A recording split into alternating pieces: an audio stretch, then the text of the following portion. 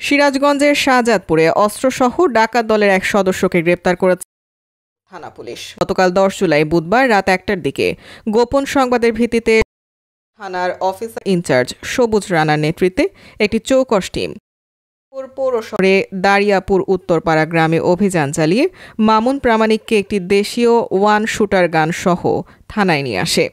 এই ঘটনায় শাহজাদপুর থানায় একটি মামলা দায়ের করা হয়েছে। জানা যায়, আটককৃত মামুন প্রামাণিক উল্লাপাড়া উপজেলা লাহিড়ী মোহনপুর এলাকার পর্বত প্রামাণিকের ছেলে।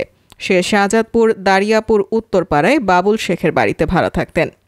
এ বিষয়ে শাহজাদপুর থানার অফিসার ইনচার্জ সবুজ রানা জানান, গোপন সংবাদের ভিত্তিতে জানতে পারি শাহজাদপুর পৌর শহরে দারিয়াপুর উত্তরপাড়া গ্রামে একাধিক মামলার আসামি ও অস্ত্রধারী সন্ত্রাসীর আবির্ভাব ঘটেছে।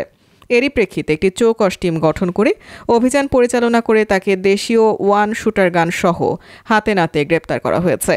তার বিরুদ্ধে অস্ত্র মামলা দায়ের করে জেল হাজতে পাঠানো হয়েছে।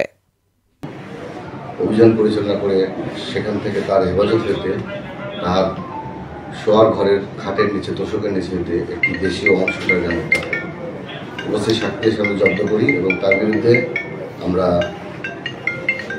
অস্ত্র আইনে মামলা রুজু করি। আপনারা